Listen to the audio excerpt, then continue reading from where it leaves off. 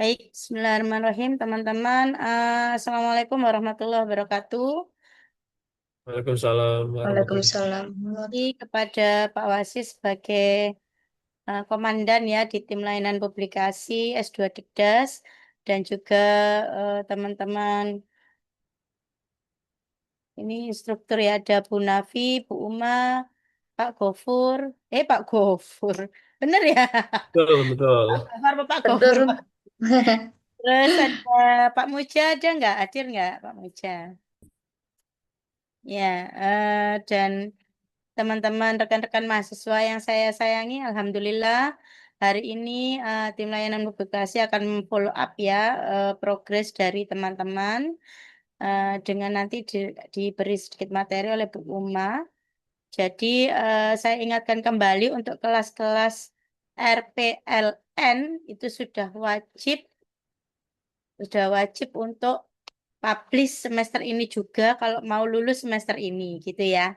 Dan RPL itu harus lulus 1 tahun gitu. Jadi monggo nanti masih ada waktu ini bulan Mei kalau bisa sudah submit ya.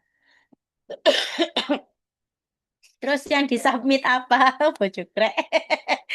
Guyular arek Mas. Yang disubmit apa? Yang disubmit adalah hasil riset teman-teman ya. Kalau kemarin-kemarin sudah bikin paper dan sudah publish di Papanda, wah ini ya terlarang intinya. Jadi perlu diketahui ya yang lain ya, Papanda itu agak terlarang ya di S2 Dikdas. Hukumnya makruh publish di situ ya. Jadi kalau publish sih sebenarnya ya enggak apa-apa aja ya. Tapi kalau nggak publish, oh saya kasih jempol ya kalau nggak publish di situ. Tapi cari jurnal lain. Nah ini tim publikasi sudah memberikan apa namanya rangkaian apa list ya Sinta 2, Sinta 3. Kalau mau A ya di Sinta 2 ya gitu ya. Kalau mau hanya sekedar amin boleh di Sinta 3 aja enggak apa-apa. Alamam Sinta 3 aja angel ya wis gak apa-apa Sinta 3 ya. Tapi jangan sampai kurang dari Sinta 3 karena itu tidak akan membantu prodi untuk akreditasi ya.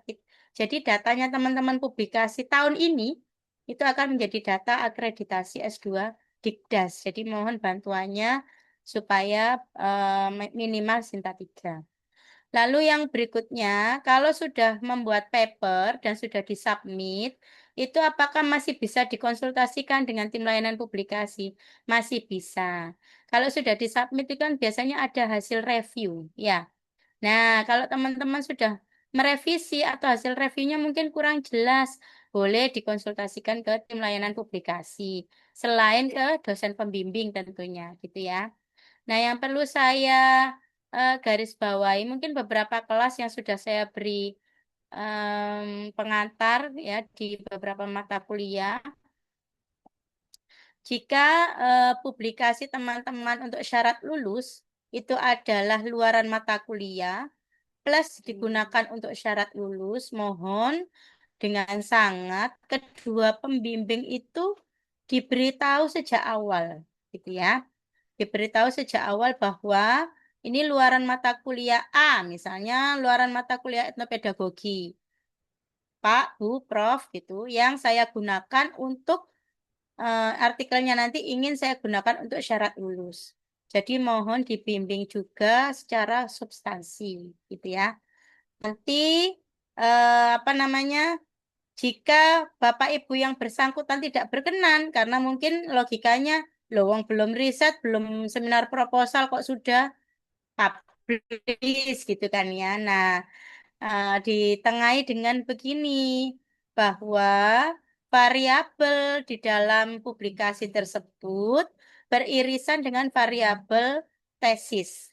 Sehingga publikasi yang dilakukan itu akan menjadi data studi pendahuluan, artinya bagian dari tesis juga. Gitu ya. Itu argumentasinya yang diberikan ke Bapak Ibu dosen pembimbing tesis. Namanya informasi sepotong-sepotong ya ke dosen pembimbingnya. Nanti kalau di akhir dosen pembimbingnya tidak mau namanya dicantumkan karena Anda tidak clear sejak awal, ya nggak salah beliau juga ya. Misalnya cuma ngomong Ini untuk luaran mata kuliah etno. Apa jenengan berkenan? Oh, gak usah, wong aku gak ngajar etno misalnya ya, ngono ya. Nah, terus ternyata di akhir publish, terus teman-teman apa namanya ingin itu jadi syarat lulus sekalian.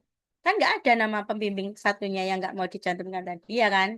Nggak bisa gitu. Kedua pembimbing harus dicantumkan. Oleh karena itu mohon jalin komunikasi yang baik, tidak apa namanya tidak ada yang disembunyikan, clear sejak awal. Gitu ya. Termasuk yang sudah submit tapi lupa ngomong. Ayo ngomong ya. Cek moro-moro tangting-tangting ning nggone emailku iki sapa sing submit jurnal apa ya. Bingung kabeh aku ya. Jadi tolong diinformasikan kepada kami para dosen pembimbing tesis juga. Tim layanan publikasi sifatnya suportif. Jadi teman-teman itu gunakan, jangan diam-diam aja ya. Loh, nggak ada apa-apa dari tim layanan. Berarti nggak perlu progres. Loh, gak ngono ya progres. So, Anda yang harus aktif gitu ya. Jadi tim layanan ini ada jenenge layanan. Kalau jenengan apa namanya bertanya atau membutuhkan, baru kami bergerak begitu. Bukan kami yang ngobrak-ngobrak. Memangnya kita Satpol PP kan gitu ya. Ini ya. Sebentar, sebentar.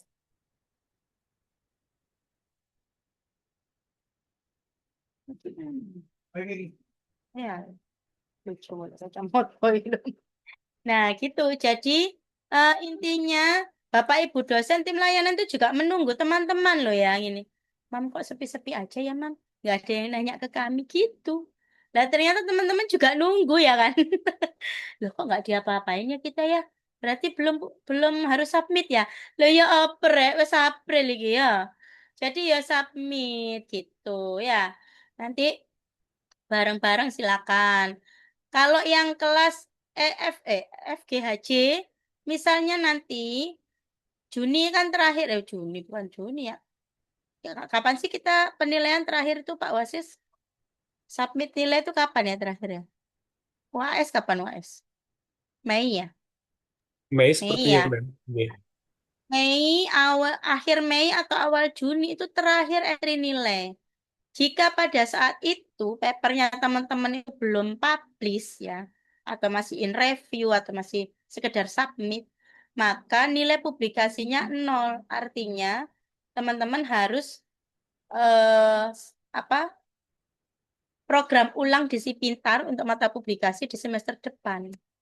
Nah, enaknya kalau sudah disubmit atau direview, under review, teman-teman tinggal mencantumkan hasil publishnya ya, link publishnya itu di semester depan. Jadi nggak perlu ribet lagi kayak kelas RPLN ini ya yang masih berburu atau hunting publikasi gitu ya. Jangan sampai masih hunting publikasi. Dan saya warning di FGHJ, ya benar FGHJ. Jangan sampai belum seminar proposal di semester ini. Sampai batas waktu itu ya akhir Mei. Kenapa? Karena kalau Anda belum seminar proposal, maka nggak bisa ambil semua. Seminar proposal belum, publikasi belum, apalagi pengembangan instrumen belum. Ini tiga-tiganya ini nggak bisa diambil semua di semester depan. SKS-nya nggak cukup. Jadi RPL-nya nanti 1,5 tahun jadinya kayak reguler. Rugi kan membayar 12 juta. 36 juta. Mbok yo ditraktir kami ya daripada dibayarkan ke UNESA gitu ya. Jadi daripada seperti itu teman-teman ayo ini sudah waktunya di ujung tanduk ya. Jangan santai-santai. Gaspol pokoknya. Perhatikan apa yang akan disampaikan Bu Uma hari ini sangat penting dalam menyusun paper Anda. Kalau kemarin ada yang tanya saya, bingung mau mulai dari mana? Lu wong dosen sak ngene akeh, pembimbingnya ae loro, gak ditakoni ya. Takono gitu. Kami ada dibayar mahal untuk Anda gitu ya. Jadi jangan diam-diam aja terus bingung karepe dhewe. Yang lain sudah publish, Anda masih belum nulis. Loh ini gak ketinggalan kereta lagi nih ya. Ketinggalan apa aja ini. Jadi mohon timeline diperhatikan, semakin ketat gitu ya. Baik itu dari saya, terima kasih sekali lagi Pak Wasis dan kawan-kawan. Bu Uma dan Bu Nafi yang memoderasi dan Bu Uma yang memberi materi hari ini. Nanti mudah-mudahan ada progres ya. Senin sampai Kamis kami ada di kampus, Jumat nggak ada. Manfaatkan waktu itu sampai sudah submit, gitu ya. Mudah-mudahan semua lancar, akhir bulan ini bisa submit semua. Amin. Oke. Baik, saya kembalikan ke Bu Nafi. Tetap semangat, jaga kesehatan. Assalamualaikum warahmatullahi wabarakatuh. Bismillah kita mulai. Waalaikumsalam Warahmatullahi wabarakatuh. Teman-teman nuwun, Bu Neni. Ya, teman-teman, tadi sudah ada sambutan dari Bu Neni dan mohon nanti kami terbuka, sangat terbuka nggih untuk layanan tim publikasi begitu. Dan selanjutnya langsung saja ya ke materi oleh Ibu Uma. Monggo Bu Uma, saya persilakan untuk presentasinya. Apakah sudah bisa di-share nggih Bu Uma? Ini saya sedang minta sharing, minta izin untuk sharing. Mohon maaf Bu Neni, apakah bisa bantu approve? Oh iya, sekedap. Ini kayaknya hostnya jadi ke saya lagi ya, gara-gara saya masuk. Iya. Moga-moga Bu Uma sudah bisa?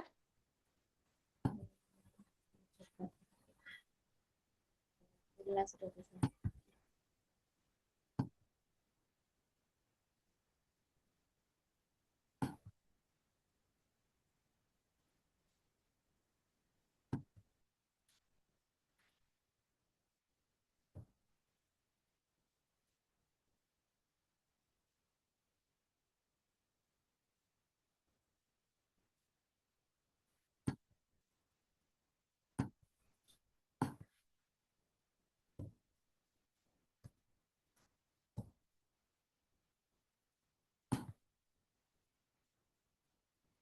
Oke, baik. Sudah terlihat ya tampilan PPT saya. Sampun Bu Uma. Ya, monggo. Terima kasih. Assalamualaikum warahmatullahi wabarakatuh. Waalaikumsalam. Yang saya hormati Ibu Kor Prodi S2 Pendidikan Dasar, Ibu Neni Mariana, dan Ketua Tim Layanan Publikasi, Pak Wasi, serta Bapak Ibu dari Tim Layanan Publikasi dan para mahasiswa yang saya banggakan. Pada malam hari ini kita... Mas, suaranya kayaknya kurang kenceng. Ya. Oke. Suaranya sudah cukup jelas? Sudah. Nah ya, Sudah, jangan Bu. menjauh lagi dari mic, Bu Ma. Ya. Baik, jadi akan kita bahas pada malam hari ini itu tentang struktur artikel ilmiah. Jadi Bapak Ibu dan teman-teman, jika sudah menyiapkan artikelnya dan mau disubmit, silakan nanti dievaluasi masing-masing ya, apakah struktur artikel saya ini sudah layak untuk disubmit ke jurnal seperti itu. Nah, jadi yang struktur IMRAT ini itu mengacu pada struktur standar bagian utama atau isi dari naskah penelitian ya, setelah judul dan abstrak. Jadi isinya terdiri dari apa saja artikel itu? Yang pertama introduction atau pendahuluan, kemudian yang kedua itu bagian materials and methods, jadi tentang metodologinya, kemudian results atau hasil, dan bagian inti yang terakhir itu discussion and conclusion atau pembahasan dan kesimpulan. Jadi memang tidak semua jurnal itu menggunakan judul bagiannya yang sama persis seperti ini. Ya, jadi nanti silakan dilihat di template masing-masing jurnal itu strukturnya seperti apa. Jadi tidak selalu yang pertama itu ada judul pendahuluan atau introduction gitu.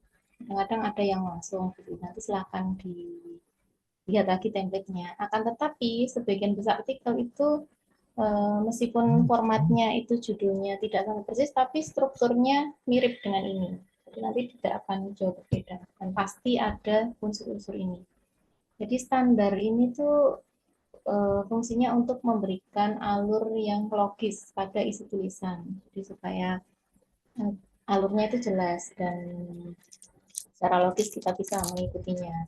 Kemudian untuk membuat naskah jurnal konsisten dan mudah dibaca. Lalu juga menyediakan peta ya, sehingga ketika pembaca itu ingin membaca dengan cepat, misalkan ingin tahu metodenya, ingin tahu hasilnya, itu bisa lebih mudah untuk menemukan bagian yang diinginkan. Lalu juga bagi penulis sendiri ini bisa mengingatkan penulis tentang isinya apa saja yang harus disertakan dalam artikel, apakah sudah seluruhnya tercakup di dalam artikel. Dan yang terakhir itu menyediakan seluruh informasi yang diperlukan agar penelitian dapat direplikasi dan direproduksi kembali. Jadi ciri-ciri artikel atau laporan penelitian yang baik itu ketika kita membaca metodenya, orang lain itu bisa mereplikasi. Jadi mengulang kembali prosedur yang kita jelaskan. Nah, ini salah satu strategi yang direkomendasikan dalam menulis naskah itu urutannya sebagai berikut. Jadi meskipun tadi itu di awal yang pertama kan pendahuluan. Pendahuluan baru metode, hasil, dan pembahasan lalu kesimpulan. Namun ada strategi ini. Yang pertama itu yang kita tuliskan dulu adalah metodenya, metodologinya. Karena ketika kita merancang penelitian yang sudah pasti kita tentukan, itu kan sudah pasti ada metodologinya. Jadi silakan ditulis metodologinya di bagian metodologi artikel itu, lalu hasilnya. Nah, hasil ini nanti bisa dilakukan seiring dengan pelaksanaan penelitian. Jadi nanti sambil peneliti dapat data, silakan dituliskan di bagian hasil. Jadi ini bisa dituliskan lebih dahulu untuk memudahkannya. Nah, kemudian nanti setelah itu bisa kita menulis pendahuluan, lalu pembahasan, dan kesimpulan. Jadi ini bagian-bagian ini kita tulis setelah kita itu menganalisis hasilnya secara menyeluruh ya. Lalu kita pahami dampaknya nanti seperti apa, dan juga kita sudah menentukan jurnal yang paling sesuai dengan publikasi kita. Baru yang terakhir adalah judul dan abstrak ya.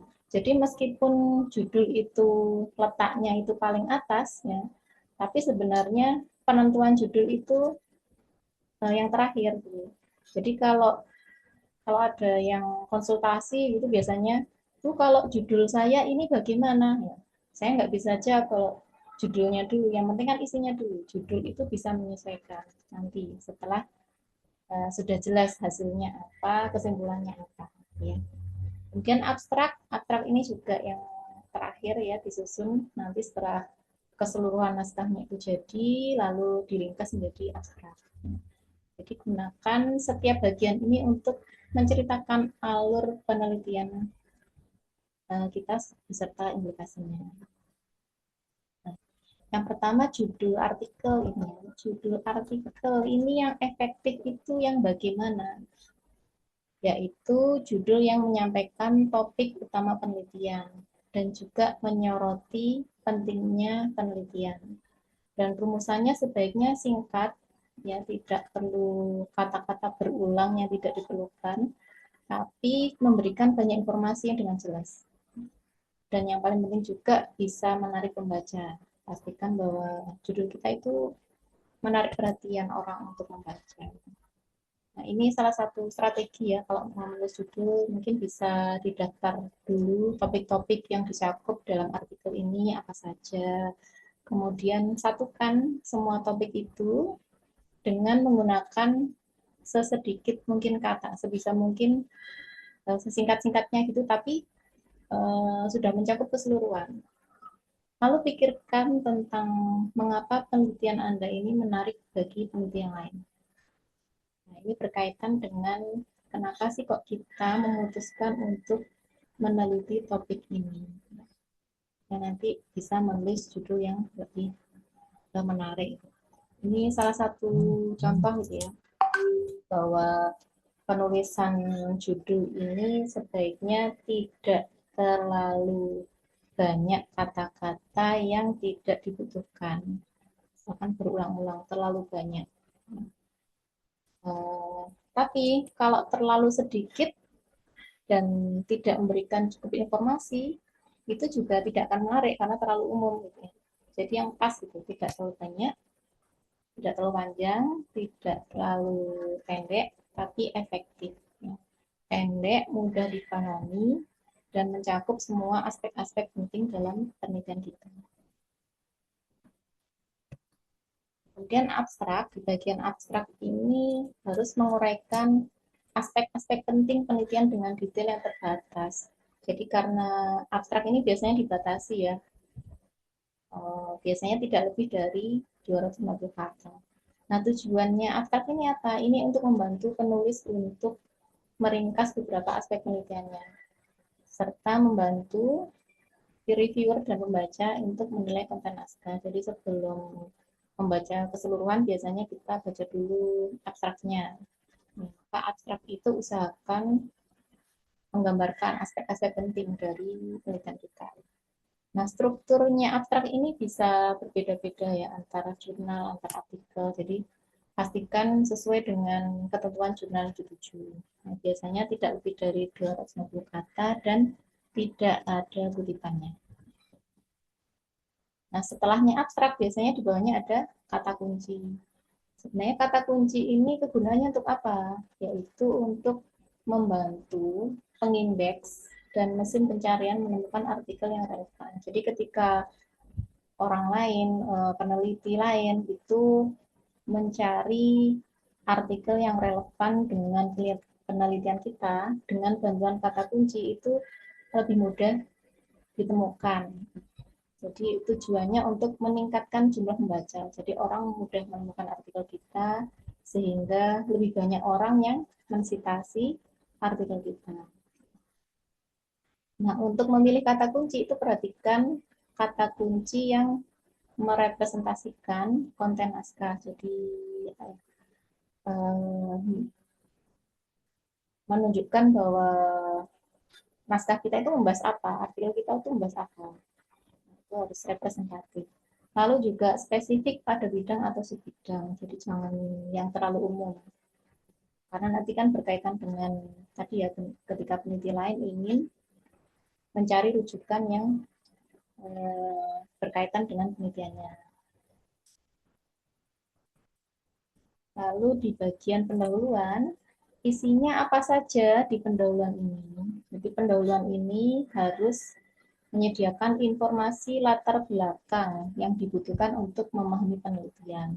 Jadi ketika orang lain membaca, itu kita usahakan bahwa kita bisa menyampaikan kenapa ya kok kita itu ingin meneliti ini. Jadi bukan hanya sekedar keinginan atau apa ya, ketertarikan pribadi dari kita sendiri itu, tapi tunjukkan bahwa memang ada latar belakang yang penting di sini. Jadi apa pertanyaan atau masalah yang Anda teliti? Nah, ini seringkali kalau saya baca review beberapa artikel yang sudah dikirim itu masalahnya kurang terlihat. Jadi masalah yang diteliti itu apa? Itu tunjukkan di situ sebagai latar belakang. Latar belakang ini pastikan juga seimbang sifatnya. Jadi ketika ada perbedaan dalam satu topik gitu ya, misalkan dari penelitian terdahulu itu ada perbedaan temuan, itu sampaikan secara seimbang. Kalau berdasarkan pendapatnya penelitian A seperti ini, kalau B seperti ini, ternyata masih ada perbedaan-perbedaan. Jadi kalau memang ada perbedaan, ya sampaikan secara seimbang. Tidak hanya dari satu sisi saja. Kemudian juga kita gunakan referensi yang terkini ya. Jadi kutiplah referensi yang tidak lebih dari 10 tahun jika memang memungkinkan. Nah, meskipun demikian, pastikan juga untuk mengutip penemuan atau penyebutan pertama. Jadi referensi induknya ya. Jadi yang pertama kali mencetuskan ide ini atau mencetuskan teori ini itu dari mana? Itu silakan dikutip juga meskipun lebih dari 10 tahun.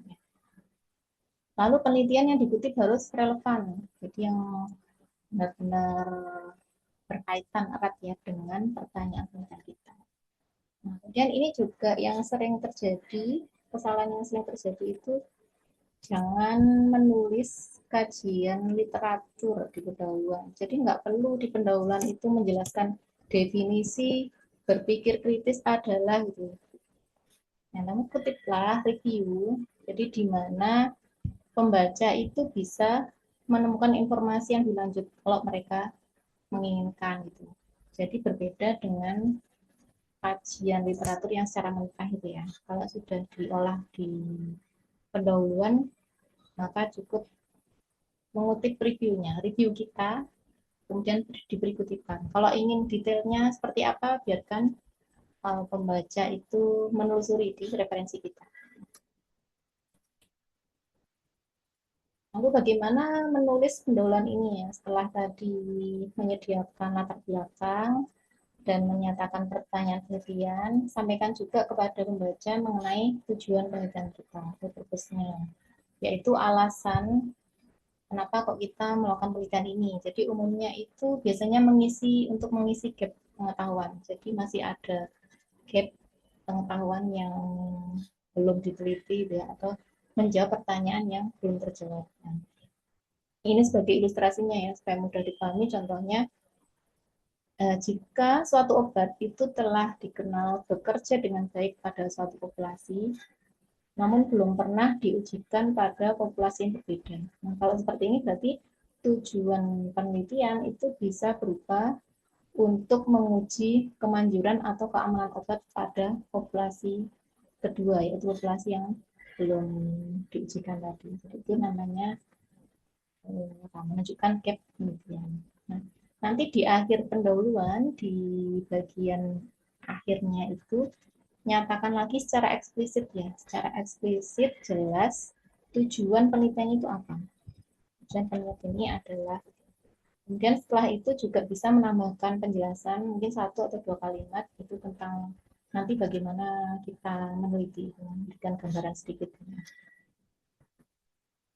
Setelah pendahuluan lalu di metode, nah ini menyediakan detail tentang pelaksanaan penelitian. Nah, untuk penulisannya gunakan subheading atau kayak sub judul gitu ya, biasanya untuk memisahkan metode antar metodologi. Misalkan yang pertama itu desain penelitian, kemudian partisipan, lalu analisis data dan sebagainya. Nah, untuk melihat sub-subnya itu silahkan juga kita bisa melihat artikel dari jurnal yang kita tuju yang sudah terbit sebelumnya itu modelnya seperti apa. Itu bisa kita jadikan acuan. Nantinya sub-subnya seperti apa. Karena bisa berbeda-beda ya antar jurnal. Dan kalau minta bahasanya bahasa Inggris, maka metode ini yang sudah dilakukan itu dinyatakan dalam past tense. Lalu deskripsikan metode baru dalam detail yang cukup sehingga peneliti lain dapat mereplika eksperimen Anda. Jadi kalau metode kita itu sesuatu yang unik gitu ya, prosedur kita yang unik, maka berikan detail yang cukup. Bayangkan kalau orang lain itu membaca, dia bisa mereplika atau mengulangi apa yang kita lakukan. Namun untuk metode yang sudah mapan, gitu, misalkan rumus-rumus statistik yang sudah sangat established gitu ya, sudah itu sudah dipakai puluhan tahun dan semua orang itu tahu itu tidak perlu dijelaskan secara detail gitu ya, cukup singkat saja, nanti diberikan referensi supaya pembaca dapat menemukan detailnya. Nanti untuk yang kuanti bisa juga nyatakan semua uji statistiknya dan parameternya di bagian metode ini. Nah, termasuk instrumen ya, instrumen juga masuk di penjelasan metode. Jadi kalau instrumen kita unik, mungkin peneliti lain atau membaca itu tidak mengerti instrumen yang kita gunakan apa, maka jelaskan juga detailnya di metode. Lalu hasil. Nah, hasil ini hanya tuliskan saja apa yang ditemukan, tapi jangan menginterpretasikan dulu atau membahas implikasinya. Ya pokoknya datanya itu apa, hasilnya tuliskan. Penulisannya bagaimana? Pakai subheading atau sub-sub judul gitu ya. Hasilnya itu terdiri dari apa saja. Biasanya peneliti sendiri yang menentukan itu, yang lebih tahu bagian-bagian dari hasilnya itu apa. Kemudian kalau pakai bahasa Inggris pakai past tense. Untuk merujuk gambar dan tabel gunakan present tense. Nah, urutannya bagaimana menyajikan hasil? Hasil ini biasanya disajikan dalam urutan berdasarkan yang paling penting dulu. Yang utamanya ya, hasil utamanya bukan bukan tahapan. Bukan tahapan dari penelitian kita, tapi yang utama, hasil utama atau temuan yang paling penting dari penelitian kita. Dalam menulis hasil ini perlu diperhatikan jangan mengulang-ulang menyajikan data yang sama, hanya formatnya berbeda. Biasanya itu sudah dituliskan dalam tabel, dijelaskan lagi dalam teks dengan informasi yang sama persis. Dalam gambar juga begitu. Jadi posisinya tabel dan gambar ini sebagai pelengkap dari teks ya. Jadi tidak untuk menyajikan data yang sama persis dalam format yang berbeda. Lalu sertakan hasil analisis statistik dalam teks juga. Misalkan sediakan p-value setiap kali ada mendeskripsikan ada perbedaan yang signifikan secara statistik. Lalu berikutnya baru pembahasan dan kesimpulan. Jadi kalau pada hasil tadi hanya menyajikan hasil saja, tidak ada interpretasi, maka baru di bagian pembahasan ini kita memberikan interpretasi atau maknanya. Jadi apa sih makna dari hasil penelitian yang sudah kita paparkan sebelumnya? Jadi sebagian besar ya isinya merupakan interpretasi dari hasil. Oke, penulisannya pembahasan ini dimulai dari urutannya mulai dari yang paling penting. Lalu apa saja yang kita sampaikan di pembahasan, yaitu bandingkan hasil penelitian kita itu dengan penelitian lain. Apakah konsisten? Kalau konsisten berarti mendukung. Gitu ya. Tapi kalaupun tidak konsisten, misalkan ada perbedaan hasil nih. Nah, di situ bahaslah, mari kita membahasnya alasan yang mungkin dari perbedaan tersebut. Kenapa ya kira-kira alasannya kok bisa hasilnya itu berbeda? Lalu sebutkan juga hasil yang belum dapat disimpulkan. Mungkin karena keterbatasan penelitian kita, dan kita itu nggak bisa menyimpulkan semuanya secara keseluruhan gitu. Nah, itu sebutkan juga. Nah, dengan berangkat dari sini, kita bisa menyarankan eksperimen atau penelitian tambahan apa yang dibutuhkan untuk mengklarifikasi hasil ini. Jadi misalkan, kok ini ada bagian yang di sini tuh belum kita ketahui.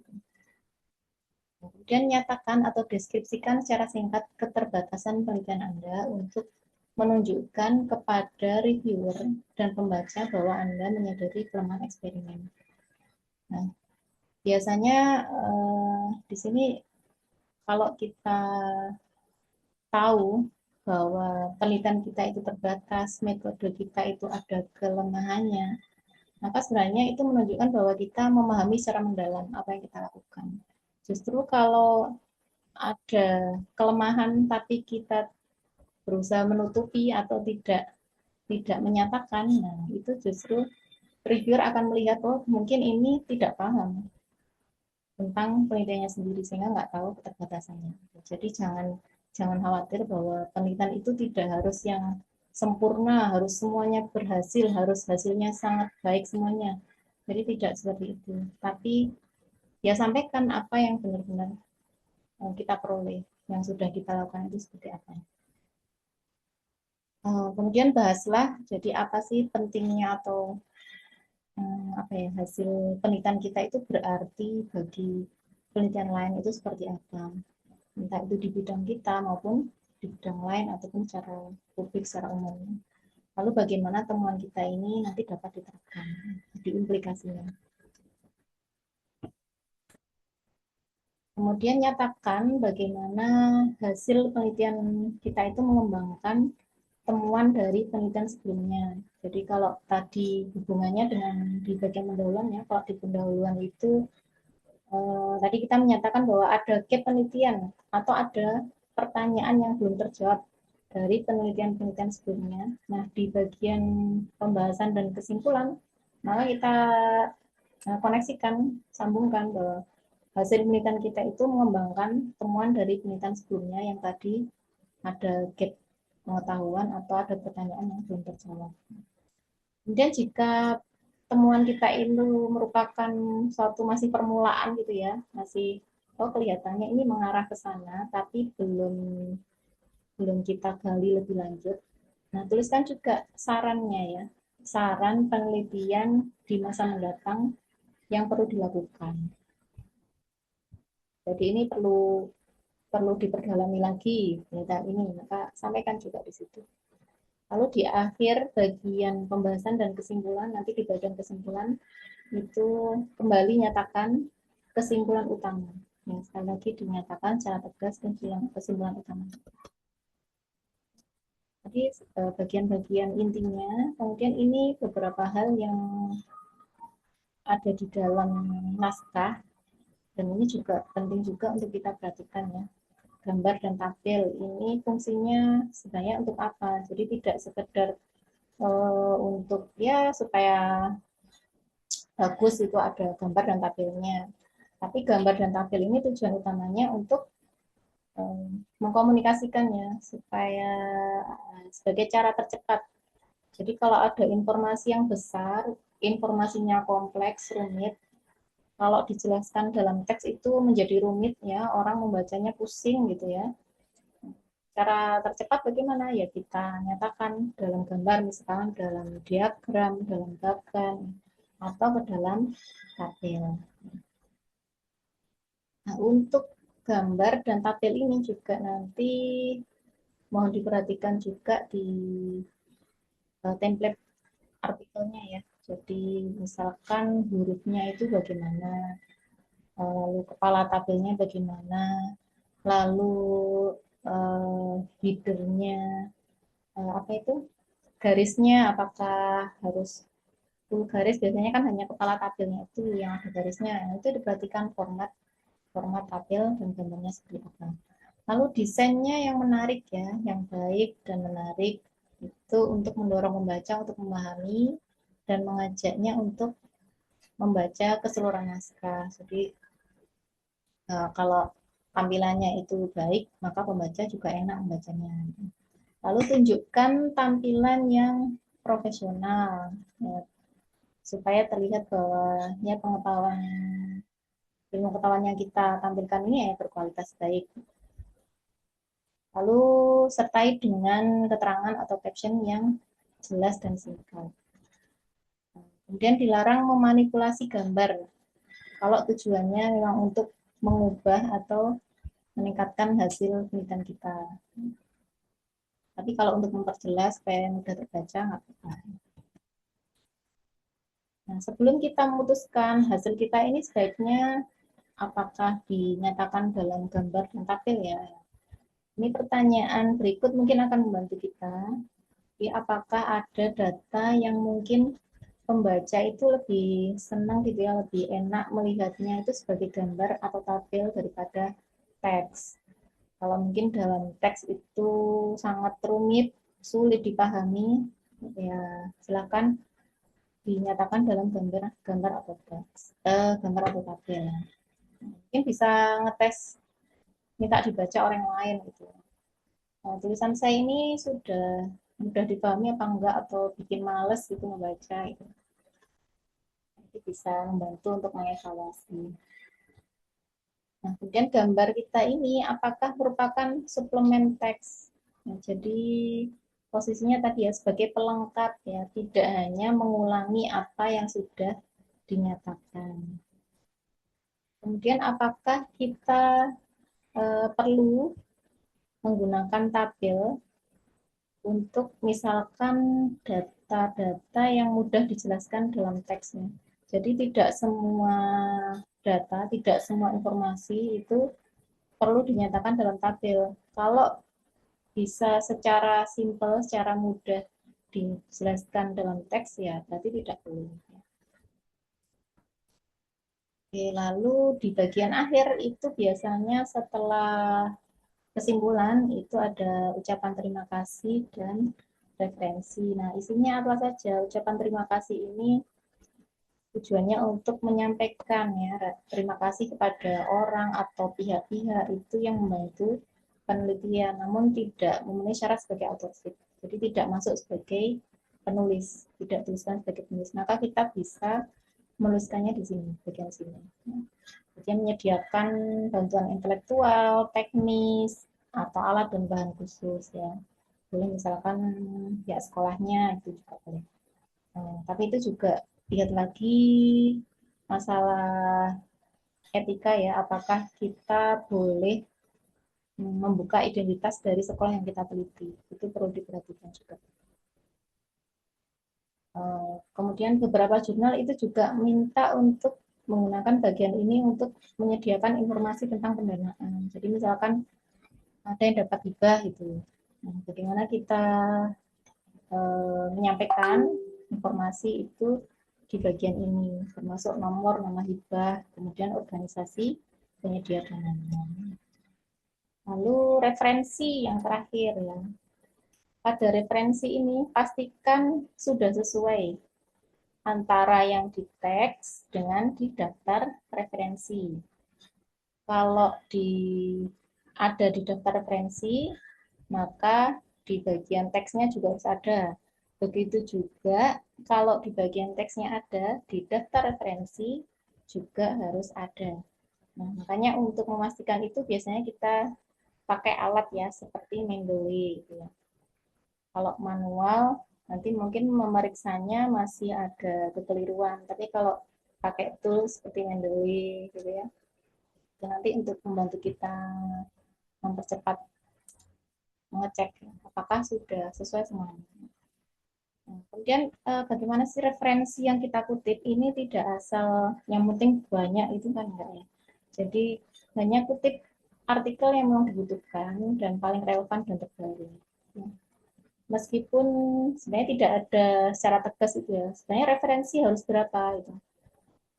Tapi lihatlah di bagian petunjuk penulisan di masing-masing jurnal itu biasanya ada ketentuan minimal batas artikel yang dikutip itu ada berapa di daftar referensinya. Kemudian referensi terbarunya berapa, referensi yang berasal dari jurnal internasional itu berapa, nah itu silakan dibaca kembali. Nah, referensi ini diperlukan ini untuk apa? Jadi referensi itu memberikan kredit ya kepada penulis dari ide atau teori yang dirujuk. Jadi ketika kita melakukan penelitian, kan pasti terinspirasi ya dari idenya orang lain, dari teori terdahulu. Maka sebagai bagian dari etika ya prinsip etis yang harus diperhatikan, maka kita juga harus menyatakan kreditnya. Ya salah satu caranya ya dengan mengutip referensi. Jadi tidak boleh kalau kita misalkan ngambil aja mengutip tulisan orang lain ya, tapi tidak kita tuliskan sumbernya, referensinya, maka itu melanggar etika ya. Secara etika tidak baik. Kita dapat idenya orang lain kok ngaku-ngaku bahwa itu tulisan kita. Lalu juga referensi ini untuk menjustifikasi klaim penelitian kita. Jadi kalau dengan adanya dukungan penelitian-penelitian serupa, gitu ya, oh berarti penelitian kita itu apa lebih valid gitu, karena didukung oleh penelitian-penelitian yang lain, demikian justifikasi. Lalu juga membantu pembaca memahami konteks penelitian. Ya, biasanya mungkin dari judulnya saja ini konteksnya apa ya belum jelas. Kalau baca daftar referensinya jadi tahu, oh ini maksudnya membahas dalam konteks bidang ini. Lalu sitasi ini juga menunjukkan bahwa peneliti lain itu menunjukkan penelitian yang serupa. Jadi tidak sendirian gitu ya, tidak. Ya memang kebaruan itu bagus, tapi kalau yang benar-benar baru, sangat baru itu juga diragukan ya. Maka ya, dengan sitasi penelitian yang serupa itu membantu editor melihat, oh ini ada potensi bahwa audiens nanti akan banyak membutuhkan atau membaca naskah kita. Lalu yang terakhir, kalau kita sudah memastikan kontennya bagaimana, lalu kita siapkan formatnya. Format naskah dicek kembali sebelum submit, di-download template-nya, dibaca instruksinya, guideline-nya seperti apa, ditinjau ulang gitu ya. Apakah sudah memenuhi misalkan jumlah katanya, judul bagiannya bagaimana, bahasanya, lalu ketika kita submit informasi kontaknya, corresponding emailnya itu sudah benar atau belum, kemudian file gambarnya ya. Jadi ada beberapa jurnal itu yang minta file gambarnya harus dipisah supaya nanti tidak ngeblur gitu ya, supaya editingnya mudah dikirim secara terpisah gitu. Diperhatikan jika memang ada permintaan seperti itu. Kemudian juga penting untuk memastikan bahwa format referensi sudah benar. Yang diminta referensinya apa, stylenya. Misalkan ada APA style, maka kita cari tahu APA style itu yang bagaimana ya, penulisan formatnya sudah sesuai atau belum. Atau untuk kalau belum tahu bisa lihat artikel yang sudah terbit seperti apa stylenya. Lalu format filenya ya sudah benar, jadi kalau diminta Word ya jangan kirim yang misalkan PDF, sesuaikan dengan apa yang diminta. Menyatakan juga segala potensi konflik of interest. Jadi misalkan ada kemungkinan bias dari penelitian kita karena adanya ya konflik kepentingan yang nggak bisa dihindari, ya silakan dinyatakan juga. Lalu sertakan detail etika dan izin regulasi yang dibutuhkan. Sebagai contoh, misalkan dalam etika konsen ya, konsen autor, konsen dari partisipan ya, misalkan ini sudah mendapatkan persetujuan partisipan, sudah menyetujui untuk mengikuti penelitian ini. Kemudian juga misalkan menyamarkan nama dari subjek yang kita ambil ya, kita jelaskan di situ, bukan nama sebenarnya. Lalu juga pastikan ini yang penting juga tadi juga sudah disebutkan bahwa sudah memperoleh persetujuan dari semua autor. Jadi kalau mencantumkan nama dosen, ya pastikan bahwa sudah mendapat persetujuan dari dosen, semua autor. Jadi tidak boleh asal menaruh nama-nama. Ya. Mungkin itu dari saya. Jika nanti ada yang perlu didiskusikan, silakan. Saya kembalikan ke Bu Nafi. Baik, terima kasih Bu Uma atas materinya, sangat menarik sekali dan sangat penting ya Bu Uma. Nah, Bu Uma mohon izin ini ada chat mungkin ya dari perwakilan teman-teman, apakah materi ini nanti akan di-share gitu-gitu? Bisa nggih? Nanti. Bisa. Oke, nanti tim juga akan men-share nggih Bapak Ibu. Dan untuk kegiatan selanjutnya ya, ini akan saya berikan kesempatan untuk Bapak Ibu semua. Monggo bagi yang ingin menanyakan secara langsung ya, monggo dipersilahkan sesi tanya jawab. Ya. Monggo.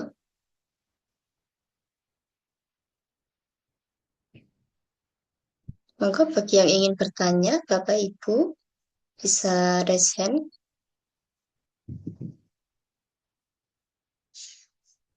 Oh ya, ini ada eh, informasi ya dari Bu Neni bahwa nanti akan di upload di YouTube ya. Jangan lupa subscribe ya Bapak Ibu semuanya. Ya, oke. Monggo jika ingin ada yang ditanyakan ya.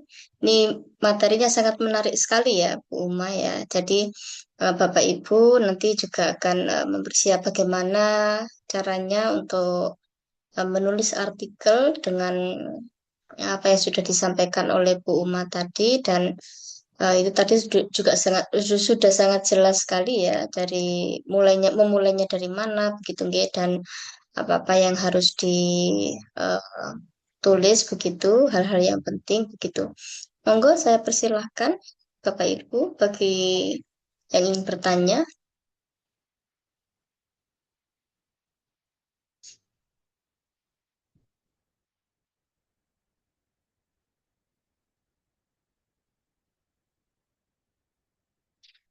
Atau teman-teman boleh curhat stage menulisnya sekarang udah sampai mana gitu ya. Terus dikonsultasikan itu juga boleh. Macet Bu, sampai sini Iya. macet. Itu boleh. Yo. Atau belum macet. Macetnya dari awal belum nulis. Startnya mulai dari mana bingung gitu nih. Ya, monggo. Terserah monggo, silakan saja pertanyaannya seperti apa akan kami tampung begitu.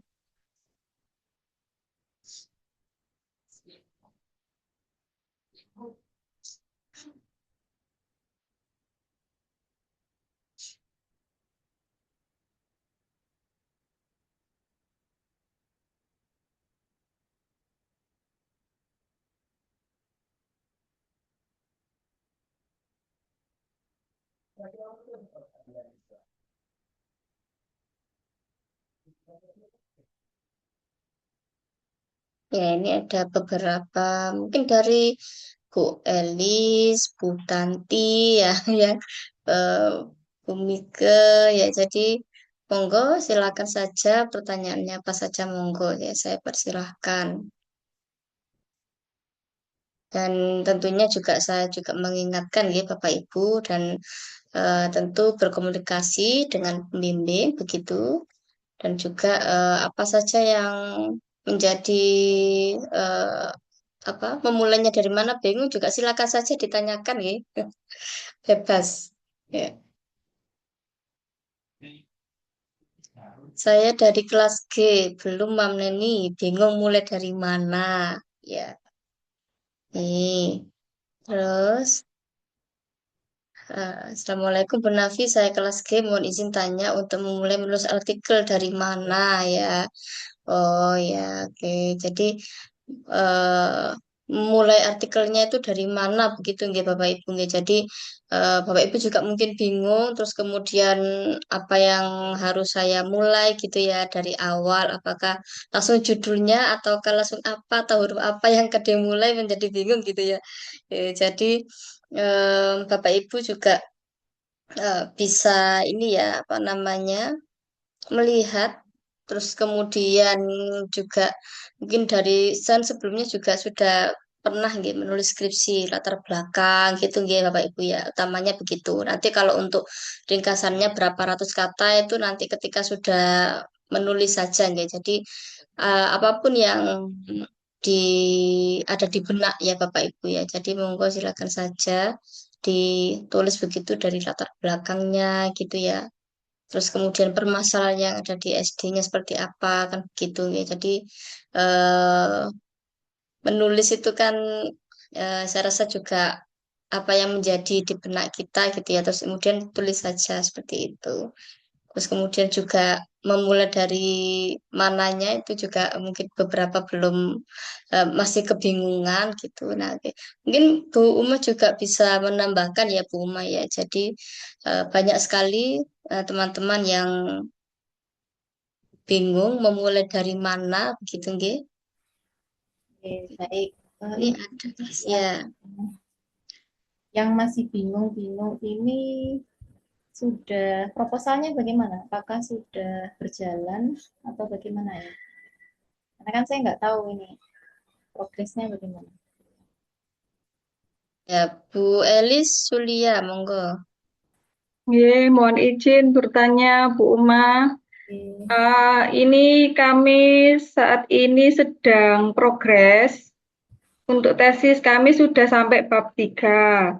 Nah, untuk memulai menulis artikel ini, kita mengambil data terlebih dahulu atau menunggu setelah sempro ya, Bu?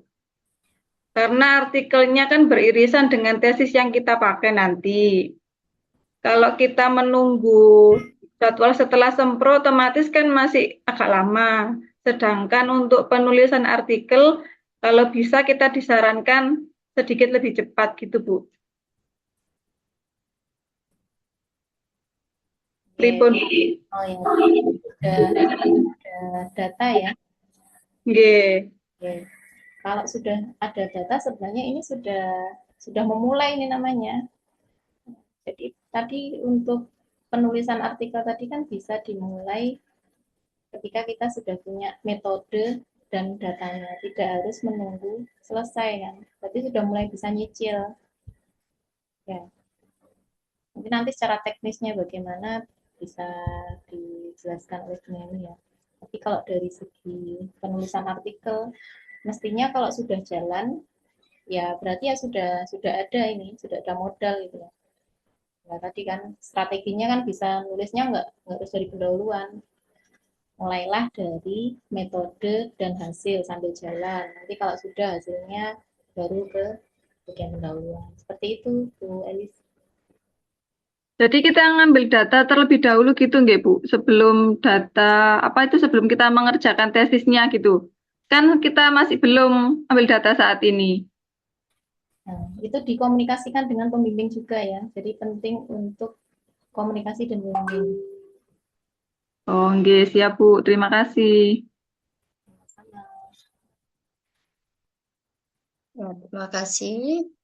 Bu Elis nggih paham sampun nggih Bu Elis nggih sudah paham nggih sedikit apakah sedikit ada pencerahan Bu Elis? Nggih, sudah, Bu. Nanti kita akan Nggih, mencoba memulai menulis lagi. nggih ya semangat nggih. Hmm, baik, nah ini oh ya ada dari kelas E. Saya submit ke JTP Undikma dari tanggal 18 Maret sudah submit belum ada balasan dari jurnal ya. Nah, mungkin juga Bu Uma biasanya sebagai editor ya Bu Uma, nggih, mohon bisa disampaikan untuk pengalamannya. Memang kalau submit 18 Maret ini sangat wajar jika belum ada balasan. Ya, memang ya itu karena menumpuk gitu ya. Jadi memang nggak bisa kalau kita itu submitnya itu mendadak ya. Kecuali kalau misal jurnal itu menyediakan fast track, ya bisa ditanyakan apakah menyediakan fast track kalau atau fast review gitu ya. Kalau fast review biasanya diutamakan, didahulukan untuk reviewnya. Kan, tapi biasanya ada biaya tambahan. Ya, memang seperti itu. Butuh beberapa waktu gitu ya. Mungkin bisa ditanyakan lagi ke editorialnya. Ya, terima kasih ya Bu Uma. Baik, Assalamualaikum Bu, izin bertanya. Biasanya terdapat artikel yang harus dengan bahasa Inggris, lalu bagaimana cara mentranslatekan supaya aman dan masih dalam bahasa ilmiah? Apakah bisa dengan Google Translate atau ada cara yang lain? Ya, ini dari siapa? Bu Alivia ya, Bu Alivia 2025E. Oke, Bu Alivia. Oke.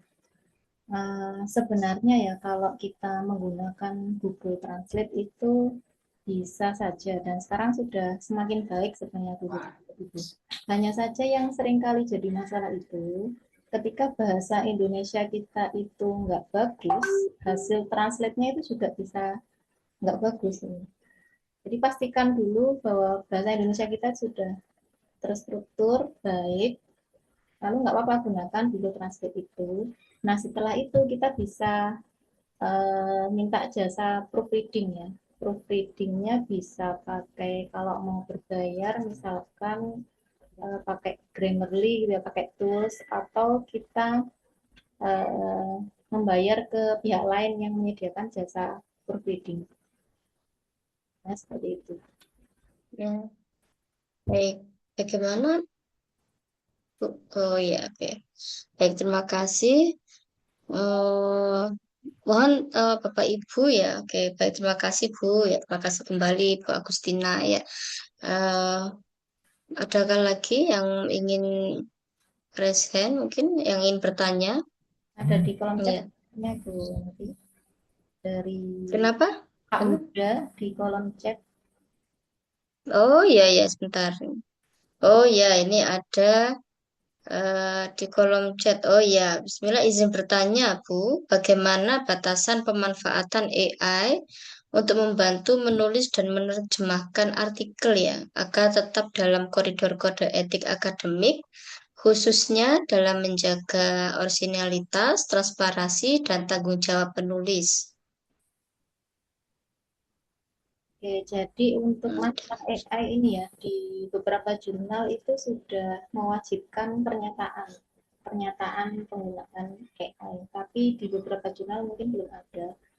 Jadi di beberapa jurnal yang sudah bagus itu tidak melarang penggunaan AI, asalkan memang penggunaannya itu bukan untuk memproduksi ya, tapi untuk misalkan hanya untuk memperbaiki tata bahasa gitu. Dan sekarang di beberapa jurnal itu sudah menggunakan pendeteksi AI. Jadi misalkan kalau tulisannya itu persentase AI-nya sangat tinggi, bisa jadi nanti ditolak gitu. Resikonya itu kalau kita misalkan minta diterjemahkan oleh ChatGPT gitu ya, tulisan kita. Kadang-kadang respon dari AI itu menuliskan dengan gayanya AI. Nah, mungkin strateginya bisa kita ini kan, bisa kita tambahkan formnya, misalkan dengan meminta untuk mempertahankan gaya penulisan kita. Jadi tidak diubah sebelumnya oleh AI sesuai dengan bahasanya AI itu. Itu salah satu tips dari kami gitu ya. Secara kode ya. etik yaitu tadi sebenarnya harusnya dinyatakan, tapi untuk saat ini tidak semua jurnal itu meminta hal itu, tapi hanya dicek biasanya, dicek dengan Turnitin dan sejenisnya. Ya, terima kasih Bu Uma atas penjelasannya, sangat menarik sekali ya. Apalagi sekarang itu juga banyak gitu nggih, dan sebenarnya juga harus kita tetap harus membaca satu persatu ya Bapak Ibu. Jangan sampai dari AI tersebut itu di copy paste kemudian langsung di artikel gitu ya, ditulis artikel langsung kemudian disubmit, tapi juga tetap harus dibaca satu persatu begitu, dan nantinya juga akan kita revisi sedikit-sedikit gitu ya, sesuai dengan kaidah penulisan gitu. Baik, terima kasih Bu Uma atas jawabannya. Oke, Bapak Ibu yang saya hormati, nah ini ada mungkin ya kalau ada beberapa yang belum bertanya, mungkin saya juga ingin menanyakan Bapak Ibu, kepada Bapak Ibu semua. Nah, siapakah yang sudah submit, Bapak Ibu? Adakah yang sudah submit progresnya? Atau mungkin eh ini ya, maksudnya sudah menulisnya sampai mana begitu ya? Kalau yang sudah submit gitu ada nggak ya? Atau ya, mohon resen yang sudah submit Bapak Ibu. Dari 92 partisipasi ya. Monggo. Raise hand yang sudah submit ada berapa ya? Belum. Kelas RPL Oke. belum ada yang submit sama sekali. RPLN.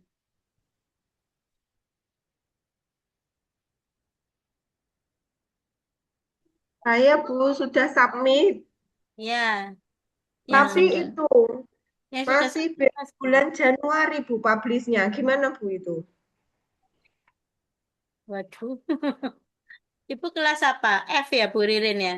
F, ya Bu. Makanya ini kemarin arahan dari Pak Wasis itu saya harus nyari nyari jurnal yang lain gitu, alternatifnya gitu. Enggak, kalau Bu Ririn kan kelas F ya. Kelas F itu kan masih ada, oh Januari. Januari tanggal berapa kira-kira, Bu? Kayaknya pertengahan tanggal berapa ya? 17 atau 15 gitu. Ya, nanti kalau misalnya memang sudah dinyatakan diterima, minta linknya aja, Bu, untuk syarat lulus gitu.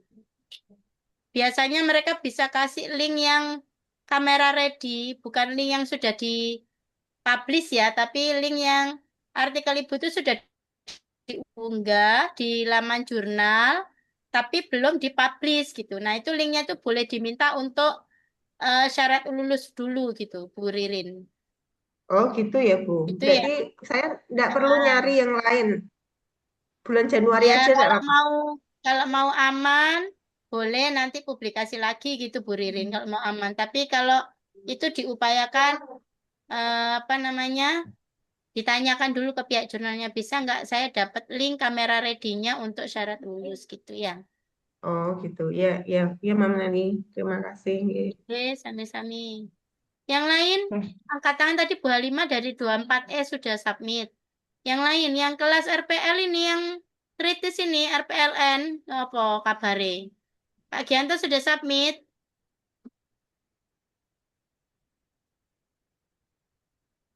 Ya, Pak Gi udah submit yang lain.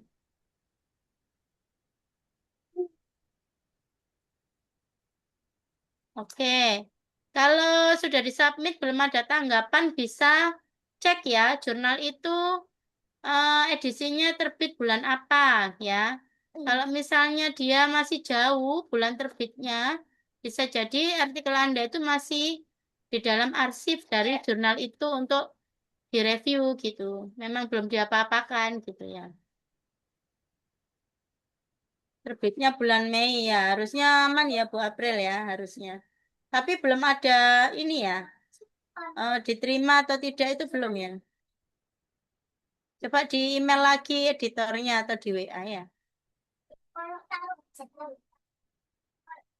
Oke, ada lagi yang lain? Harapan saya ini sudah banyak banyak yang ngacung ya kelas RPLN ini. Ini kok gak ono sing ngacung iki ndrawas ya hari ini. Bu Rini itu sudah itu Mami itu sudah publish Bu Rini Susdamayanti. Ya. Bu Sri Ama, Bu Nanda sudah. Yang lain? Aduh, nanti tak cek di kelas-kelas ya. Iki kayak apa iki kok gak ono sing bergerak ini.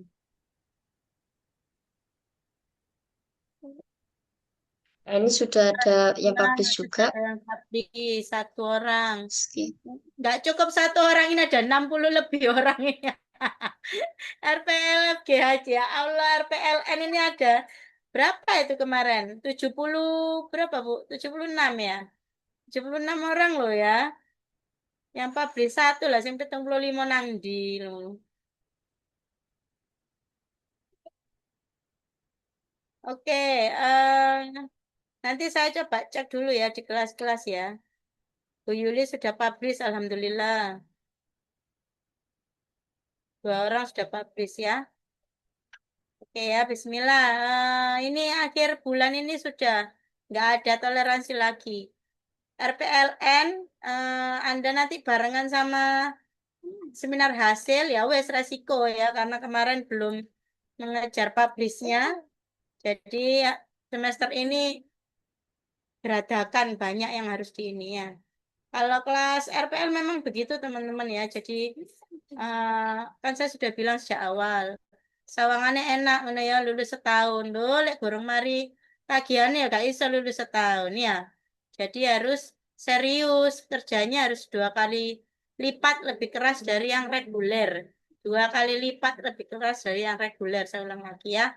Semoga tidak membuat kolesterolnya kambuh dan darah tingginya kumat ya. Baik, saya kembalikan ke Bu Nafi, ke Bu Nafi. Ini kayak arek-arek iki Nggih, rutine nggih, matur nuwun. Ini Matur nuwun Bu Neni, nggih ya. Bu saya Teman-teman mohon ini nggih Bu Mbak. mungkin bisa dijelaskan maksudnya pertanyaan mau submit artikel bagaimana itu bagaimana Bu Sayakti? Problemnya apa? Apa ya?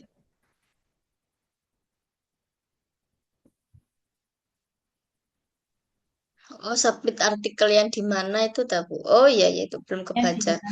Submitnya di mana ya Bu Nafi? Oh ya Bapak Ibu. Jadi maksudnya itu submit artikel di jurnal begitu. Nah, itu kan juga dikonsultasikan ya. Maksudnya kalau misalnya Bapak Ibu bingung gitu submit di mana, boleh langsung bertanya eh, ke atau japri ke ke kami tim layanan, atau kalau mungkin sungkan di grup biasanya kan sungkan gitu nggih, sungkan monggo langsung saja japri ke kami gitu ya, sesuai dengan eh, kebagian tim siapa gitu, terus kemudian nanti akan kami arahkan.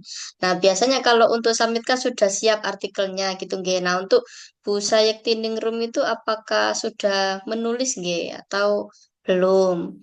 Nah, kalau misalnya belum ya nanti disiapkan untuk tulisannya. Kalau bingung, monggo langsung ditanyakan saja atau japri salam apa namanya ke kami gitu nggih. Nah, monggo silakan saja gitu. Ditanyakan apa yang menjadi kebingungannya, monggo utarakan saja begitu. Ya. Bapak Ibu, apakah ada yang ditanyakan lagi nggih? Kalau tidak ada, mungkin Pak Wasis sebagai komandan kami, nggih, monggo Pak Wasis, apakah ada hal-hal yang perlu disampaikan, nggih, Pak Wasis? Ya, baik. Terima kasih Bu Nafi atas kesempatannya.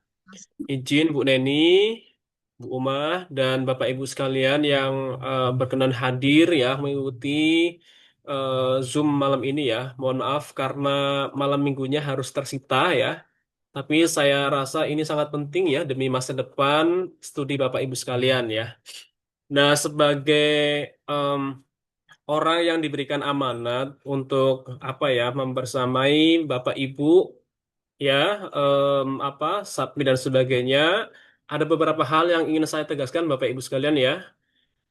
Yang pertama, tim layanan itu Bapak Ibu ya, saya tekankan lagi ya, padahal tadi sudah ditekankan oleh Bu Neni. Tim layanan itu sifatnya hanya sebatas memfasilitasi Bapak Ibu ya. Kami tidak menggantikan peran sentral dari dosen pembimbing Bapak Ibu semuanya. Ya, jadi mohon maaf jangan japri ke kami itu kapan Bapak atau Ibu kami bisa bimbingan gitu ya. Sehingga itu cukup mengagetkan kami gitu ya. Tapi nggak apa-apa, kemarin masih kami maklumi ya. Mudah-mudahan setelah ini jangan ada yang seperti itu lagi gitu. Karena apa tugas kami, tupoksi kami itu hanya membantu apa namanya memastikan Bapak Ibu itu submit di jurnal yang tepat gitu ya. Kami tidak punya kewenangan ekstra ya, kami tidak punya kewenangan untuk menggantikan peran sentral dari dosen pembimbing Bapak Ibu gitu ya. Itu jelas ya, seperti di artikel yang Bapak Ibu tulis itu kan nama Bapak Ibu, kemudian dosen pembimbing baru yang terakhir kami gitu ya.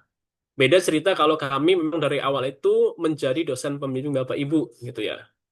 Tugas kami itu tadi ya memastikan apa proses submit proposal Bapak Ibu itu sesuai dengan target gitu ya. Itu pertama. Kemudian yang kedua, ini pengalaman saya dengan Bu Ririn ya, betul tadi ya apa namanya? Sebelumnya itu kami sudah ngobrol intens dengan Bu Ririn ya. Tapi ternyata memang betul di tengah jalan itu apa ya ada hal yang kurang apa tidak sesuai dengan rencana gitu ya. Karena ternyata jurnal yang ingin kami tuju itu sudah full kuota gitu ya.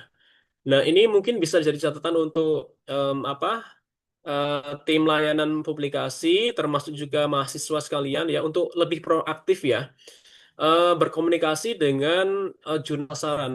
Saya rasa tidak ada salahnya Bapak Ibu untuk menanyakan ketersediaan atau slot ya, apa namanya di jurnal tertentu. Misalnya mungkin Bapak atau Ibu bisa menanyakan ke apa chief editor ya atau pengelola jurnalnya terkait dengan ketersediaan gitu ya. Seperti tadi yang kasus apa namanya yang masih belum ada respon, ya silahkan di cross check lagi gitu ya. Kalau memang Bapak Ibu misalnya punya rekanan atau punya teman pengelola jurnal atau punya apa namanya jurnal baru yang lebih ini lagi silahkan dicoba lagi nggak apa-apa ya. Apalagi tadi Bapak ya, terutama yang RPL itu sudah dikejar-kejar dengan deadline ya, gitu Bapak Ibu ya. Itu apa lagi ya? Kemudian yang terakhir jangan sungkan-sungkan untuk apa namanya konsultasi dengan kami Bapak Ibu ya. Em, yang perlu menjadi catatan bersama itu bukan kami yang menjemput bola ya. Bukan kami yang apa namanya melakukan diri, ayo Bapak Ibu kapan mau menghadapi tidak. Tapi eh, diharapkan kesadaran dari Bapak Ibu untuk menemui kami ya. Tapi pastikan sebelum menemui kami itu Bapak Ibu sudah memiliki apa namanya proposal atau apa namanya artikel yang yang sudah siap untuk submit lah kurang lebih gitu. Atau kalau misalnya masih punya draftnya nggak apa-apa silahkan diskusi ya. Tapi jangan kosong gitu ya. Maksudnya belum punya apa-apa, belum nulis sama sekali, kemudian apa mau bimbingan gitu ya. Takutnya nanti dosen Bapak Ibu nanti ada yang tersinggung gitu ya. Kami tidak mau apa namanya hal itu terjadi gitu ya. Karena lagi-lagi tupoksi kami itu hanya sebatas membersamai, memastikan submit Bapak Ibu itu tepat sasaran ya. Mungkin itu ya Mbak Nafi, Bu Nafi, tambahan dari saya ya. Ya, Terima kasih. terima kasih. Terima kasih Pak Wasis atas informasinya, nggih, Bapak Ibu. Mungkin Bu Neni atau ada tambahan atau pripun nggih Bu Neni? Atau Nanti teman-teman yang nggih. belum masuk ke grup-grup publikasi aja mungkin Bu ya, diarahkan ya. Oh Kayaknya iya, kemarin, nggih. ya, kayaknya kemarin Bu Siva yang dari mana? Bu Siva itu kondisi aku kok lali.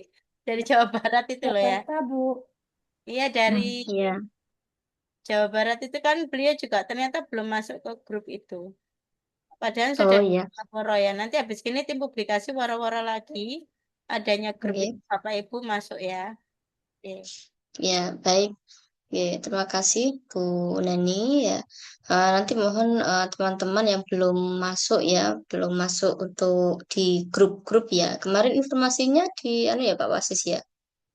Sudah di ini ya yang untuk yang grup-grup itu nggih ya. Jadi mohon apakah mungkin yang saat ini hadir ada yang belum masuk grup Bapak Ibu? Raise hand.